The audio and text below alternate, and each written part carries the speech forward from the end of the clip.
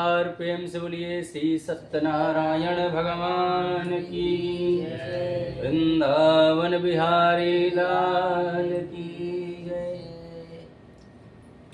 सूत जी कहते हैं कि हे ऋषि मुनियों, आप लोगों की और भी आगे कथा सुनाता हूँ।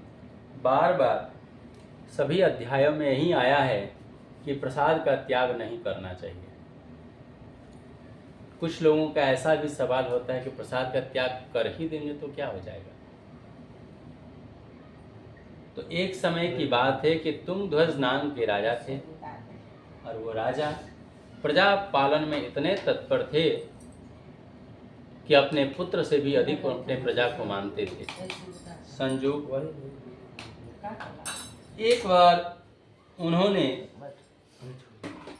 वन जाकर शिकार करने का निर्णय लिया और सत्यनारायण भगवान का प्रसाद त्याग करने का दुख उन्होंने पाया।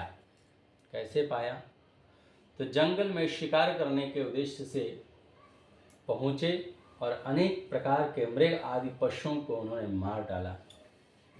निर्दोष पशुओं को मारने पर जब वो थक गए तो एक बरगद के पेड़ के नीचे बैठकर आराम कर रहे थे। कुछ ही दूरी पर ग्वाला लोग मिलकर, अहीर लोग, श्री सत्यनारायण भगवान का पूजा कर रहे थे और वहाँ भगवान की पूजा होने के बाद भी राजा के मन में अहंकार आ गया। और अहंकार एक ऐसी विष है जो मनुष्य को सत्य से दूर कर देती है। और मनुष्य, वो राजा, मन में यही सोचा कि इन ग्वालों के पास यदि हम जाएंगे तो मेरे प्रतिष्ठा का हनन हो जाएगा, इसलिए मुझे वहाँ नहीं जाना चाहिए। और जहाँ भगवान का पूजन हो रहा था उस स्थान पर भी नहीं गया। इतना ही नहीं, भगवान को प्रणाम तक नहीं किया, क्योंकि जब मनुष्य मद में आ जाता है, अहंकार में आता है, तो उसको अपने से श्रेष्ठ कोई दिखता नहीं है, अपने को ही सर्वश्रेष्ठ मान लेता है। परिणाम, जब ग्वाला लोगों का पूजन समाप्त हुआ और प्रसाद वितरण की बारी आई तो उन्होंने सोचा कि राजा तो हम सब में श्रेष्ठ हैं, इसलिए सबसे पहले राजा से ही शुरू करें प्रसाद देना। राजा के समीप जब प्रसाद ले गए तो राजा ने अनादर कर दिया, नहीं नहीं, मुझे प्रसाद नहीं चाहिए। संजोग, उन लोगों ने सोचा कि हो सकता है कि राजा हमारे सामने खाने में शर्मा रहे होंगे। उसी स्थान पर प्रसाद को रख दिया और अपने ग्रुप में आके प्रसाद को वितरण किया और भजन कीर्तन करते हुए अपने अपने घर को चल दिए। राजा उस प्रसाद को उसी स्थान पर छोड़कर अपने गंतव्य घर की ओर चला गया। परिणामतः उसके 100 पुत्र थे। घर पर गया तो देखा कि सारे पुत्र मरे पड़े। धन धान्य जितना हाथीशाला घोड़शाला सब अस्त व्यस्त खजाना हो चुका था, मतलब नष्ट हो चुका था। अब राजा को एहसास हो गया कि लगता है कि सत्यनारायण भगवान के श्राप के कारण से मुझे यह सब देखने को मिल रहा है, इसलिए मुझे वहाँ जाना चाहिए जहाँ भगवान का पूजन हो रहा था। अब ऐसा निर्णय लेकर के उन्हीं ग्वालों को फिर से बुलाया और विधि विधान के साथ राजा ने सत्यनारायण भगवान का पुनः पूजन किया। भगवान से क्षमा मांगी, हे प्रभु, आप तो दीनदयाल करुणावत्सल हैं, मेरे अपराध को क्षमा कर दीजिए, मैं आपके शरणागत हूँ। और इनको एक और भी नाम है, शरणागत वत्सल। शरणागत वत्सल भगवान को इसीलिए कहा जाता है कि जो भी जितना भी बड़ा पापी क्यों न हो, एक बार भगवान के शरण में जब चला आता है तो भगवान उसको उसके सभी पापों को नज़रअंदाज कर देते हैं और केवल एक गुण को देखते हैं कि मेरे शरण में तो आ गया। जिस प्रकार कोई भी माँ कितना भी नालायक बेटा क्यों न हो, कितना भी बड़ा गलती क्यों न किया हो, एक बार माँ के चरणों में आकर माफ़ी मांग ले कि हे माता, मेरे से भूल हो गई, तो कैसी भी कठोर माँ क्यों न हो, पिघल जाती है और अपना लेती है उस पुत्र को। उसी प्रकार ये शरणागत वत्सल हैं। इनको माता भी, इनको पिता भी कहा जाता है। इनसे जो संबंध हम और आप जोड़ें, वो सभी संबंधों को निभाने के लिए भगवान तैयार हैं। केवल हम संबंध जोड़ें तो सही, हम जोड़ ही नहीं पाते। हम संबंध जोड़ते हैं साला से, साली से, पत्नी से, भाई से, भैया से, भौजाई से, गोतिया से। नए नए संबंध जीवन में कितने न जाने कितने बना लेते हैं हम लोग, लेकिन एक भगवान से संबंध नहीं जोड़ पाते। सब पर भरोसा कर लेते हैं लेकिन भगवान पर भरोसा नहीं कर पाते। यही हमारी अज्ञान की विडंबना है। एक दाढ़ी बनाने वाला नाई छुरा चलाता है, हम आराम से एसी में बैठ करके निश्चिंत हो जाते हैं। वो चाहे तो गर्दन भी काट सकता है, लेकिन हम निश्चिंत हैं, नहीं वो केवल दाढ़ी ही बनाएगा, भरोसा है उस पर। लेकिन वो भगवान जिन्होंने हमें सर्वस्व समझने की क्षमता दी है, सर्वस्व दिया है, उन पर हम भरोसा केवल नहीं कर पाते। इसलिए जीवन में हमेशा भगवान की शरणागति सबसे सरल विधि है और सबसे सरल भक्ति है, और इसी के आधार पर हम अपने जीवन को सुंदर और सार्थक बना सकते हैं। भगवान ने उसकी कृपा की उस राजा के ऊपर और सारे धन संपत्ति को दिया और 100 पुत्र को जीवित कर दिया, क्योंकि वो भगवान है। भगवान सब कुछ कर सकते हैं। आज के समय में न जाने लोग किसको किसको भगवान बना लेते हैं, भगवान मान लेते हैं, और अपने स्वार्थ को प्राप्त करने के लिए, अपने लोलुपता लोभ के कारण ही लोग चंगुल में फंसते चले जाते हैं। आज साईं को लोग भगवान बना लिया, जो साक्षात प्रेत है, मरा हुआ व्यक्ति प्रेत ही होता है, उसको लोग भगवान बना लिया। घरों में टांग रहा है, भगवान के सामने पूजा कर रहे हैं, मंदिरों में स्थापना की गई है, और वो ब्राह्मण जिसको अज्ञान का टोकरी लिए फिरा है, लोभ के कारण उसका पुजारी भी बना हुआ है। तो समाज किस ओर जा रहा है क्या, क्योंकि ज्ञान नहीं है। हम अपने शास्त्रों की समझ नहीं रखते हैं, हम अपने पुराणों का अध्ययन नहीं करते हैं, इसलिए आज जो जिधर मोड़ रहा है उधर चले जा रहे हैं। शिव चर्चा घर घर में हो रही है, कथा में 5 लोग पहुंचते हैं, शिव चर्चा में 50 लोग पहुंच जाते हैं। क्या है शिव चर्चा? Kitty party. वो रुद्राक्ष जो भगवान के आंख से है, साक्षात आंख ही है, और उसे धारण करके लोग मांस मीट भी खा रहे हैं, कोई मर्यादा नहीं है। तो आपके पास यदि ज्ञान नहीं है तो आपको किसी भी ओर मोड़ने में देरी नहीं लगेगी। इसलिए हमें अपने धर्म को समझना होगा। भगवान कौन है? भगवान की कुछ गुण हैं। भगवान के 4 विधि हैं। एक तो भगवान हमेशा उनके पास कौस्तुभ मणि होता है। कौस्तुभ मणि उनके यहाँ हृदय के पास होता है। यदि वो कपड़ा पहने तो कपड़ा के ऊपर आ जाता है, 10 कपड़ा पहनेंगे तब भी 10 कपड़ा के ऊपर वो चमकता रहता है हमेशा। कौस्तुभ मणि। वनमाला पहने हुए रहते हैं भगवान। तीसरा, भगवान के वक्षस्थल पर भृगु जी के चरणों के निशान है। भगवान को भृगु जी ने अपने चरण का प्रहार किया था, जो वक्षस्थल पर हमेशा अंकित रहता है। शंख चक्र गदा पद्म धारण किए रहते हैं भगवान। ये सब पहचान है। दूसरी बात, अब उनके गुणों की बात मैं करूं। लोग थोड़ी सी चमत्कार देख करके किसी के चरण में गिर जाते हैं, किसी को पूजा करना शुरू कर देते हैं। ये सब बहुत गलत है। इसलिए आसानी से लोग धर्म परिवर्तन करते चले जा रहे हैं। आज मुस्लिमों की संख्या पूरी धरती पर 0 थी। 7वीं शताब्दी के पहले कुछ नहीं था, संसार में केवल हिंदू था, और 2000 ईस्वी पहले ईसाई था। तो 2000 के पहले यदि हम जाएं तो केवल हिंदू था, केवल सनातन धर्म था। लेकिन आज हम अपने ग्रंथों का सहारा नहीं लिए, पाश्चात्य सभ्यता के स्वीकार होने के कारण उनकी संख्या बढ़ गई। आज हिंदू देश एक भी नहीं है, और सारे देशों में मुस्लिमों की संख्या बहुत है। तो जब हम अपने अस्तित्व को नहीं समझेंगे तो हमारे अस्तित्व को मिटाने के लिए तो लोगों की कई प्रकार के षड्यंत्र चल रहे हैं। आज भगवान कौन है, आज समझ लीजिए। भगवान के 6 गुण होते हैं और ये 6 गुण जिसके पास भी हो वही भगवान है, और इन 6 गुणों में एक भी का कमी हो तो वो भगवान नहीं हो सकता। कौन? ज्ञान। जिनके पास अशेष रूप से ज्ञान हो, अशेष मतलब जो कभी समाप्त न होने वाला हो, ज्ञान के भंडार है भगवान। ज्ञान, शक्ति, अपार शक्ति है, कुछ भी करने में सक्षम है। 1000 फण वाला नागिया का नाग के ऊपर डांस करते हैं भगवान। एक नाग दिख जाए तो मनुष्य का हालत खराब हो जाएगा। कालिया नाग के ऊपर डांस किया उन्होंने।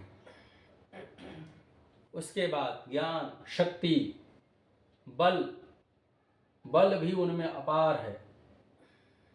वीर्य, 16,108 रानियों से विवाह उन्होंने किया और सबसे 10 पुत्र को जन्म दिया उन्होंने। इतना वीर्य है उनमें। आज कितना भी बलशाली मनुष्य 2 शादी करके देख ले, उसकी जिंदगी की क्या हालत हो जाती है। 3 कर लें तो पता चल जाएगा कि कितना शक्ति है हमारे में। और तेज, ज्ञान, शक्ति, बल, वीर्य, तेज और ऐश्वर्य। ऐश्वर्य तो ये 6 गुण जिसके पास अशेष रूप से हो, जिसकी कभी समाप्ति ना हो, अनलिमिटेड हो, उसको भगवान कहा जाता है। और वो भगवान नारायण है, जो समय आने पर भक्तों की रक्षा करने के लिए, ब्राह्मणों की रक्षा करने के लिए, इस धरती को बचाने के लिए भगवान कभी वाराह का अवतार लेते हैं, कभी राम रूप में आते हैं, कभी कृष्ण रूप में आते हैं। कोई अलग अलग नहीं है, सब एक ही है। समय पड़ने पर रूप बदलते हैं। इस प्रकार एक ही आदमी, किसी का पति है, किसी का बेटा है, किसी का दामाद है, किसी का भाई है, तो एक ही रिश्ता, मनुष्य वही है, लेकिन रिश्ते जब बदलते हैं तो उसका रोल बदल जाता है। उसी प्रकार भगवान अपने भक्तों की इच्छाओं को पूर्ण करने के लिए अनेक रूपों को धारण करते हैं और अपने भक्त की मनोवांछित मनोकामना को पूर्ण करते हैं। इसीलिए भगवान को कोई काल, कोई सत्य, कोई ईश, कोई सत्यनारायण, कोई सत्यदेव कहते हैं। और भगवान भी अनेक रूपों को धारण करके अपने भक्तों की इच्छाओं को पूर्ण करते हैं। यही भगवान का कार्य है। इतना ही नहीं, अब मैं आप लोगों से पूछूंगा। अब सुनाने की बारी हमारी समाप्त हुई, आप लोगों से सुनना है मुझे कि अब तक जो कथा सुन रहे थे, अब आप बताइए कि सबसे पहले सत्यनारायण भगवान की कथा किसने सुनी? क्या नाम था जो सबसे जो 1000 आदमी को सुनाया था पहला बार? नारद जी पहले सबसे पहले सुने थे। नारद जी सबसे पहले, नारद जी। सूत जी तो सुनाए थे। सबसे पहले सत्यनारायण भगवान की कथा शतानंद नाम के ब्राह्मण ने सुना। ठीक है, और उनके साथ क्या हुआ, अब रहस्य की बात जानने वाली है। अब तक जो सुने उससे ज्यादा महत्वपूर्ण बात अब सुनने वाले हैं। सत्यनारायण भगवान की कथा जो शतानंद नाम के ब्राह्मण ने किया, उसका परिणाम क्या हुआ जानना चाहेंगे? जिन लोगों ने भी कथा किया उसका परिणाम आगे क्या हुआ समझना चाहेंगे तो बताएंगे। वो सच्चित आनंद में जाके मिल गए। नहीं, सबसे पहले जो शतानंद नाम के ब्राह्मण ने किया था, अगले जन्म में सुदामा के रूप में, ब्राह्मण के रूप में जन्म लिया। ध्यान देने वाली ये बात है। और श्री कृष्ण का ध्यान करके मोक्ष को प्राप्त कर लिए। दूसरी बात किसने किया था? राजा थे। दूसरी बार सत्यनारायण भगवान की कथा लकड़हरा ने सुना था। काट दीजिएगा। लकड़हरा ने सुना, अगले जन्म में गुहराज के रूप में जन्म लिया, गुहराज के मठ के रूप में जन्म लिया और श्री राम जी की सेवा करके वैकुंठ धाम को प्राप्त किया। तीसरी बार सत्यनारायण भगवान की कथा किसने सुनी? तीसरी बार सत्यनारायण भगवान की कथा किसने सुनी थी? बताइए आप लोगों ने क्या राजा सुना? राजा जी ने तीसरी बार राजा ने कथा सुनी थी भद्रशिला नदी के किनारे पर। अगले जन्म में भी राजा के रूप में जन्म हुआ, दशरथ के रूप में जन्म हुआ। और श्री राम जी, श्री रंगनाथ जी अयोध्या के कुल देवता हैं, उनकी पूजा करके अंत में वैकुंठ धाम की प्राप्ति दशरथ जी को हुई। आप पढ़ रहे हैं। चौथी बार में किसने सुना था कथा? साधु साधु। हाँ, चौथी बार साधु ने कथा जो सुनी थी, जो कि बनिया था। साधु बनिया ने, तो अगले जन्म में वो बनिया के रूप में ही जन्म लिया, मूढ़ध्वज के रूप में जन्म लिया।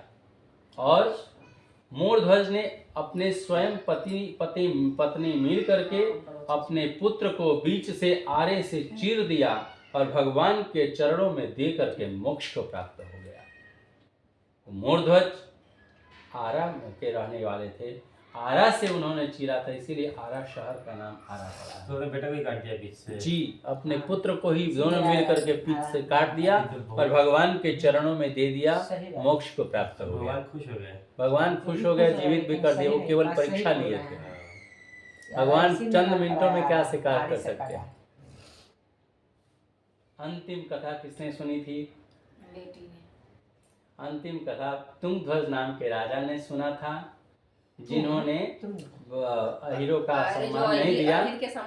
अंत में वो राजा भी अगले जन्म में राजा मनु के रूप में जन्म लिया और भगवान के सभी भक्ति युक्त कर्मों को करके जीवन भर सुख प्राप्त किया और मरने के बाद वैकुंठ धाम को चला गया। यहीं पर 5 अध्याय की कथा पूर्ण होती है। इसलिए जीवन का सारांश यही है कि हम अपने जीवन का जो भी समय भगवान के चरणों में देंगे उसका अच्छा परिणाम होगा और वहीं जीवन का दिया गया समय सार्थक समय है। इसके अतिरिक्त बिताया गया पल केवल इस जन्म में काम आएगा, उसके अलावा कहीं काम नहीं आएगा। जिस प्रकार हमारे भारत का ही रुपया अमेरिका में नहीं चलता, कागज का टुकड़ा हो जाता है, इसीलिए तो यहाँ पर किया गया जो भी कर्म है, पुण्य कर्म, वो आगे भी चल करके हमारा साथ देगा। भगवान के समक्ष बिताया गया जो पल है वो आगे भी लाभदायी होता है और इस पल को तो सुंदर बना ही लेते हैं। इससे मन निर्मल होता है, स्वच्छ होता है, शांत होता है और हम जीवन का परम लाभ प्राप्त करते हैं, परम आनंद प्राप्त करते हैं, क्योंकि भगवान ही सत चित आनंद स्वरूप हैं। इसलिए आनंद ढूंढना है तो आनंद एसी में नहीं मिलेगा, कूलर में नहीं मिलेगा, मकान में नहीं मिलेगा, अपार्टमेंट में नहीं मिलेगा। आनंद तो केवल और केवल भगवान के चरणों में मिलेगा। यही जीवन का परम सारांश है। इसीलिए बड़ी बड़ी उपलब्धियों को हासिल करने के बाद भी लोग आज हतप्रभ हैं, लोग परेशान हैं। लोग मुख्यमंत्री के पद पर चला जाता है, प्रधानमंत्री के पद पर चला जाता है, फिर भी धन की लोलुपता समाप्त नहीं होती। आज फिर भी वो लोग परेशान रहते हैं। 5 साल राज्य करने के बाद फिर अगले चुनाव में जीत की लोलुपता बनी रहती है, संतुष्टि नहीं होती। इसलिए संतोष क्या है? बड़ी से बड़ी उपलब्धियों को हासिल करने में नहीं है, वो संतोष अपने जीवन में भगवान के चरणों पे प्राप्त करके रहेंगे तो सब प्राप्त हो जाएगा। इसलिए कहा जाता है कि गजधन, गोधन, बाजधन और रत्न धन खान, जब आवे संतोष धन, सब धन धूरी समान। जीवन में बड़ी से बड़ी उपलब्धियों को हासिल करिए। हासिल करने के बाद श्रेय खुद को कभी मत दीजिए, कर्ता मत बनिए, हमेशा निमित्त बनिए कि भगवान की कृपा से हमें ये प्राप्त हुआ है और जब तक मैं हूँ इसका केवल रखवाली करने वाला हूँ। और पूरा मन भगवान के चरणों में दीजिए, वस्तुओं में मत दीजिए, रिश्तों में मत दीजिए। धन को लोगों के ऊपर खर्च कर दीजिए, शरीर को लोगों के लिए खर्च कर दीजिए, लेकिन मन को भगवान के चरणों में लगाइए। जीवन आपका सुंदर बन जाएगा, रिश्ते भी आप अच्छे से निभा लेंगे, सुखपूर्वक जीवन भी व्यतीत करेंगे और आपका जीवन भर संतुलन बना रहेगा और हम और आप इस प्रकार से यही सुखी होने का परम सूत्र है। एक बार प्रेम से बोलिए वृंदावन बिहारी लाल की जय, श्री सत्यनारायण भगवान की जय, बांके बिहारी लाल की जय। 2 मिनट भगवान का नाम संकीर्तन कर लें। श्री कृष्ण गोविंद हरे मुरारे, हे नाथ नारायण वासुदेवा। श्री कृष्ण गोविंद हरे मुरारे, हे नाथ नारायण वासुदेवा। हे नाथ नारायण वासुदेवा, हे नाथ नारायण वासुदेवा। श्री कृष्ण गोविंद हरे मुरारे, हे नाथ नारायण वासुदेवा। पितु मातु स्वामी सखा हमारे, हे नाथ नारायण वासुदेवा। पितु मातु स्वामी सखा हमारे, हे नाथ नारायण वासुदेवा। श्री कृष्ण गोविंद हरे मुरारे, हे नाथ नारायण वासुदेवा। हे नाथ नारायण वासुदेवा, हे नाथ नारायण वासुदेवा। श्री कृष्ण कन्हैया लाल की जय।